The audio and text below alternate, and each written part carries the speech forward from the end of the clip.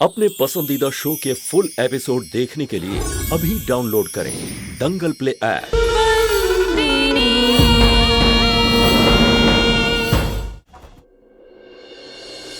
आइए मालकिन।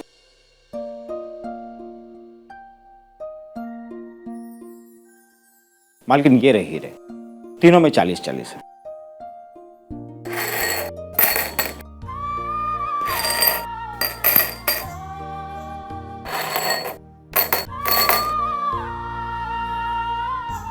सिर्फ 2 में 40, 40, 39। लेकिन मालकिन मैंने अभी अभी गिने।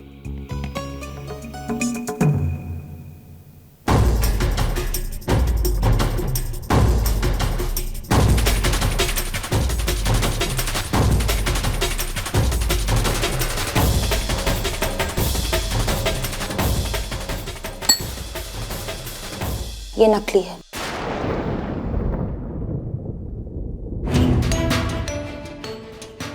ठीक है मालकिन, मैं जांच करके बताता हूँ।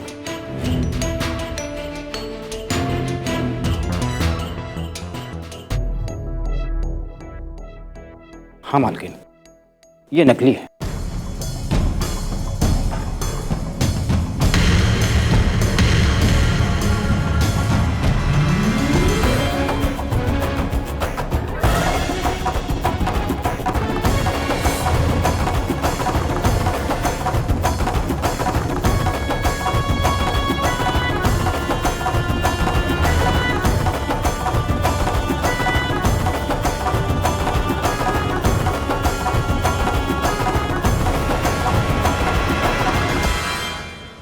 राम सिंह शेखावत, 10 साल 7 महीने 16 दिन 2 घंटे मायावंशी डायमंड वर्क्स में काम करने के बावजूद भी ये हरकत की आपने। आपका बड़ा बेटा लक्ष्मण, छोटी बेटी कोमल, दोनों इंटर में पढ़ रहे हैं। 3 साल से आप अपने बच्चों की फीस टाइम पे भेज रहे हैं, क्योंकि 3 साल पहले आपकी तनख्वाह बढ़वाई गई थी। आपकी बीवी को डायबिटीज है। मालकिन, आपको ये सब कैसे पता?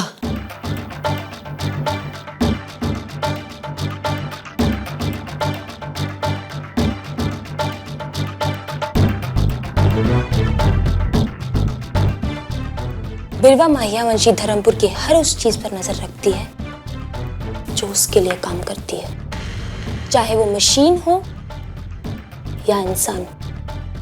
मुझे अपने हर कारीगर का इतिहास पता है। उनके इतिहास से मेरा पूरा कारोबार का भविष्य जुड़ा है। तो फिर क्यों? मालकिन, मुझे माफ कर दीजिए।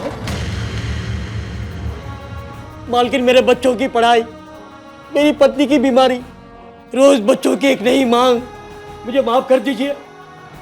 मालकिन, मेरे एक गुनाह की माफी दे दीजिए। मैं आगे कभी ऐसा भूल नहीं करूंगा, कभी नहीं करूंगा।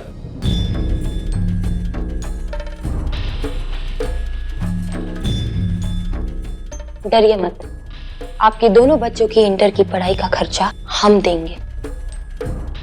आपकी पत्नी के इलाज के पैसे भी हम देंगे। यहां तक कि आपका नया घर भी हम बनवाएंगे। मालकिन, मेरी पूरी बात खत्म नहीं हुई।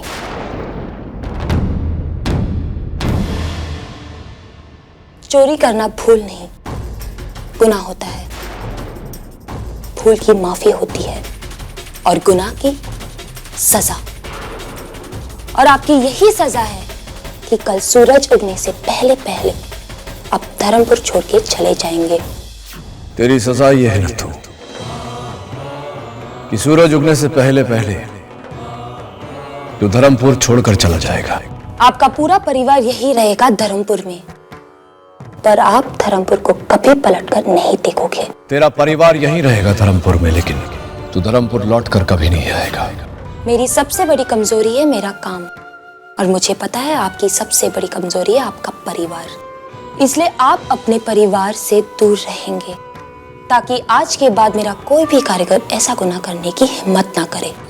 मेरी सबसे बड़ी कमजोरी मेरा काम है। बिरवा महियावंशी किसी का कर्ज और फर्ज अपने सर पर नहीं रखती। आपने हमें अपनी 10 साल की मेहनत दी और हमने उसी का फल दे दिया। आपने जो एक चोरी की है उसकी ये सजा। नहीं मालकिन, नहीं, मुझे इतनी बड़ी सजा मत दीजिए मालकिन। मेरी पत्नी और बच्चों से मुझे अलग मत कीजिए।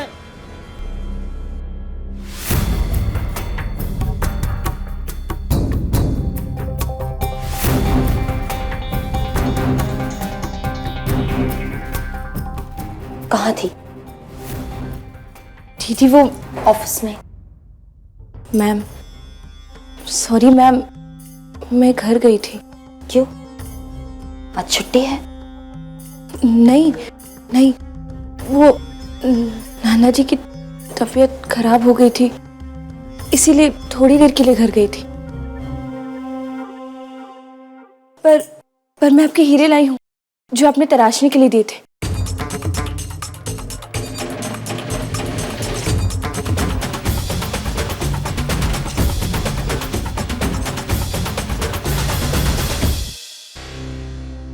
लेकिन मैम, इनमें से एक हीरा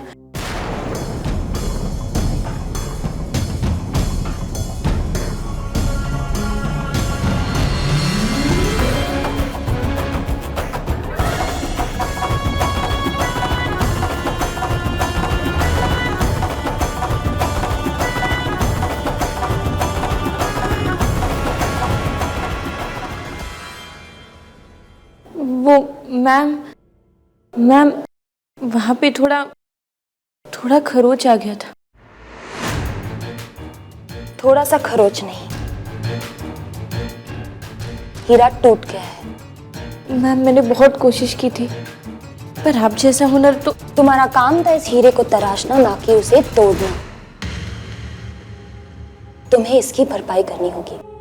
मैम प्लीज, मैं कोशिश करूंगी, पर इतने पैसे तो मेरे पास। ये तुम्हारी प्रॉब्लम है मोंगी, मेरी नहीं। हर महीने सूद समेत इस जुर्माने की भरपाई करनी होगी, वरना ये नौकरी छोड़।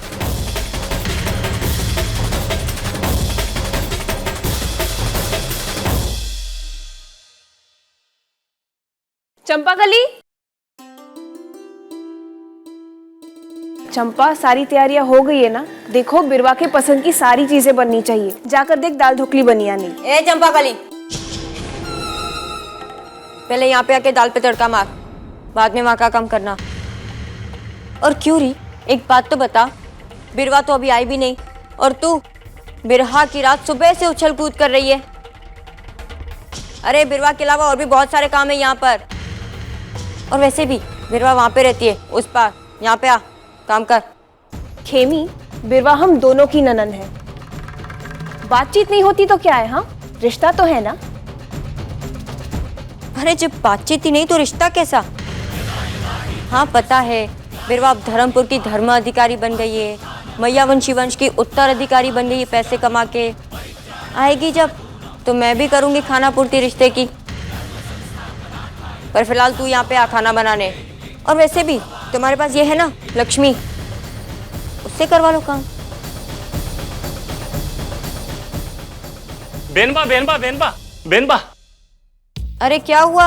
अब कहाँ आग लगी? नहीं, आ गई, गिरवा मैडम की बाड़ी आ गई।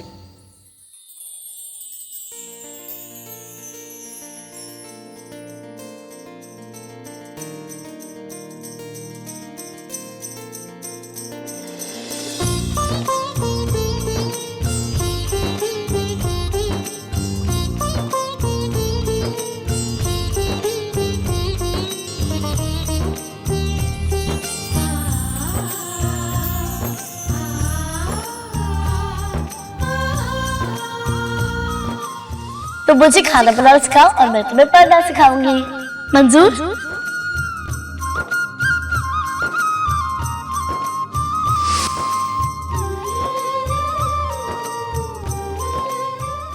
ये लीजिए आपके लिए। थैंक यू, आपने मुझे शीरा बनाना सिखाया। मैं भी अपना बात नहीं भूली हूँ। कल से आपको इंग्लिश सिखाऊंगी, ओके?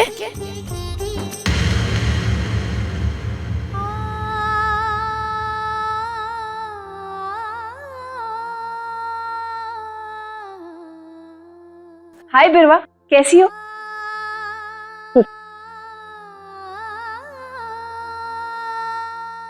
अरे रुको रुको, कहाँ जा रही हो? 2 मिनट रुक जाओ, बा अभी आ रही है। बिरवा आ गए बेटा, कब से तेरा इंतजार कर रहे हैं हम। 1 मिनट, आरती उतारती हूँ। एक मिनट। हेलो,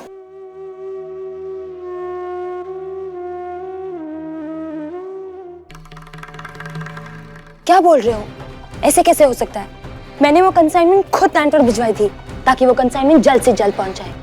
लोग जब तक दहलीज पार करते हैं, मैं बिरवा तब तक मैं 7 समुंदर पार कर देती हूँ। डील देश की हो या परदेश की, मैं कोई भी डील नहीं हार सकती। मेरी कंपनी आज करोड़ों की है, कल अरबों की होगी।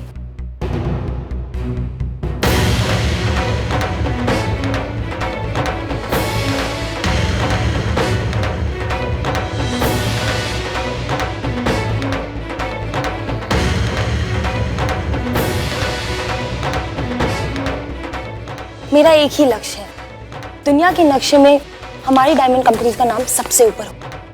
समझे तुम? और अगर तुमने 1 घंटे में कंसाइनमेंट नहीं भेजा तो ठीक 1 घंटे 1 मिनट बाद मैं कंसाइनमेंट यहाँ से भेज दूंगी।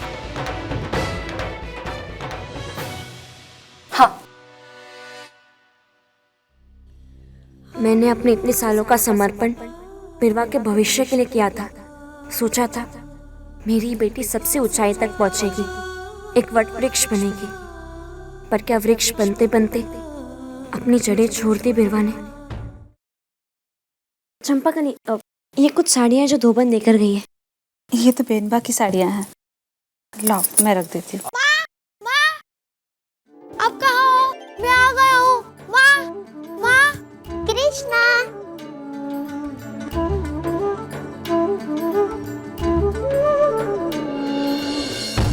हाय नंदिनी। कृष्णा कृष्णा, हरे कृष्णा। कृष्णा, पापा पापा पापा। पप्पा नहीं बेटा, बड़े पप्पा। हाँ बड़े पापा। आपको पता है कृष्णा किसका बेटा है? खेमी का। आप कृष्णा की मासी हैं। सिर्फ मौसी ही नहीं, दादी भी हूँ मैं कृष्णा की।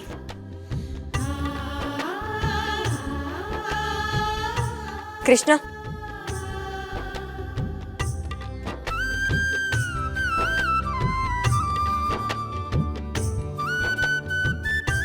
तुम्हें बुरा तो नहीं लगा ना? मैंने तुम्हारी पिकनिक से तुम्हें वापस बुला लिया, पर तुम्हें पता है ना कि यहाँ तुम्हारा होना कितना जरूरी है। हाँ, पूजा करनी है ना माँ? तुम्हारे पिता के लिए।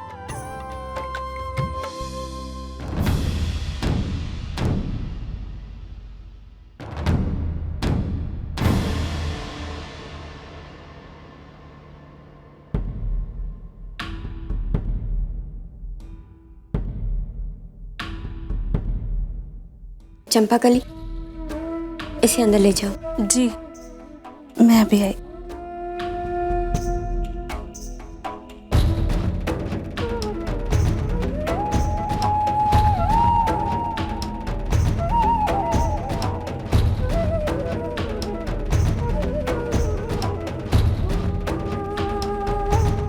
हेमी, हर साल तो इस दिन का न्योता देने नानका के पास जाती है, लेकिन वो आज तक कभी नहीं आया।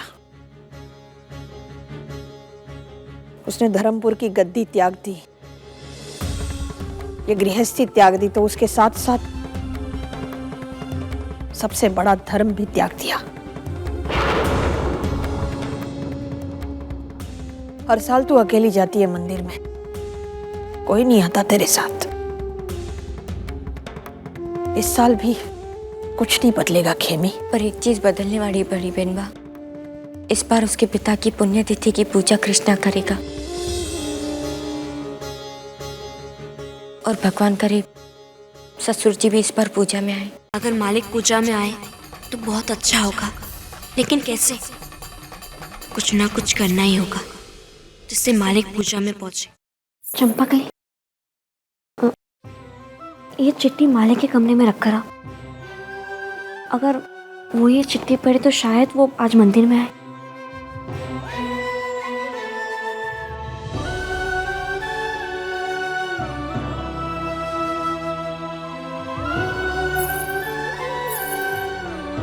मालिक, मुझे माफ कर देना। आज मैंने खेमी मैना के नाम से आपको ये चिट्ठी लिखकर कहीं ना कहीं वो धर्म करने के लिए बुलाया है जिससे आपने बहुत पहले त्याग दिया था। आज शायद खोडियार माँ की कृपा हो जाए, मंदिर में मुझे आपके दर्शन हो जाए। हे खोडियार माँ, आज मालिक की चिट्ठी जरूर पढ़े। ससुर जी, हमारे घर में हर साल ये पूजा मैं करती आई हूँ, आप कभी नहीं आए। एक पिता अपने बेटे की पुण्यतिथि में कभी नहीं आए, क्योंकि आपने अपना ग्रस्त जीवन उसी वक्त त्याग दिया था जब मेरे पेट में आपके बेटे का बेटा था। आज आपका पोता वो कर्ज चुकाने जा रहा है जो हर बेटे के सिर पर होता है।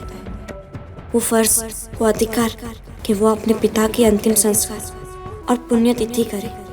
आज आपके पोते की पहली पूजा में मैं आपसे विनती करती हूँ, आप जरूर आए। बेटे के लिए ना सही, पर अपने पोते के लिए। कृष्णा को आपका प्यार और आपका स्नेह कभी नहीं मिला। पिछले कुछ सालों से हमें से किसी को नहीं मिला, पर आज अगर आप नहीं आए तो कहीं ना कहीं वो आपकी कमी महसूस करेगा, क्योंकि आज उसकी पहली पूजा है। आपकी बहू खेमी।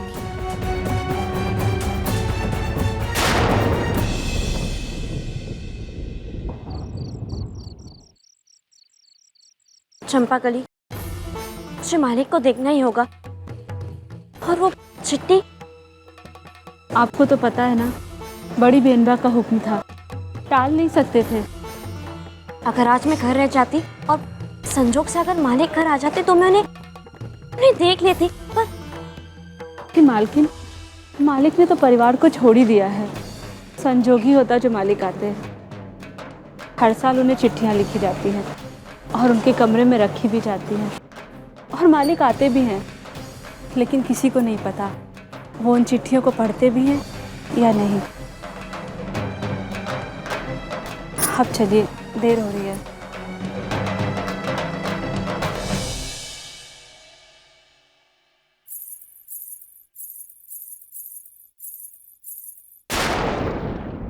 एक बार मालिक के कमरे में देख लेती हूँ, शायद मालिक कमरे में आए हो और उन्होंने वो चिट्ठी भी पढ़ी हो।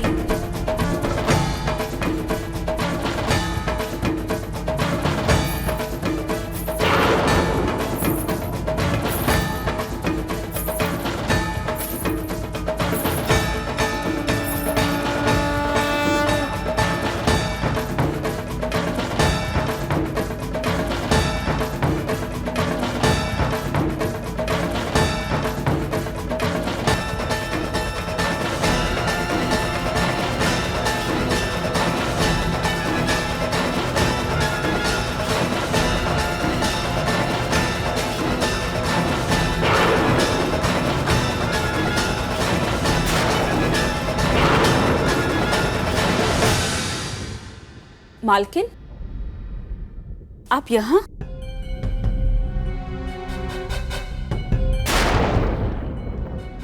मैंने तो ये चिट्ठी मोड़ के रखी थी, लेकिन अब ये, इसका मतलब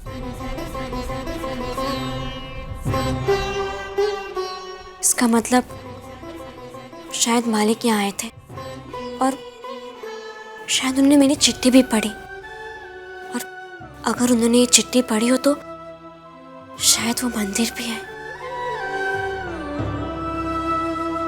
अभी डाउनलोड करें दंगल प्ले ऐप।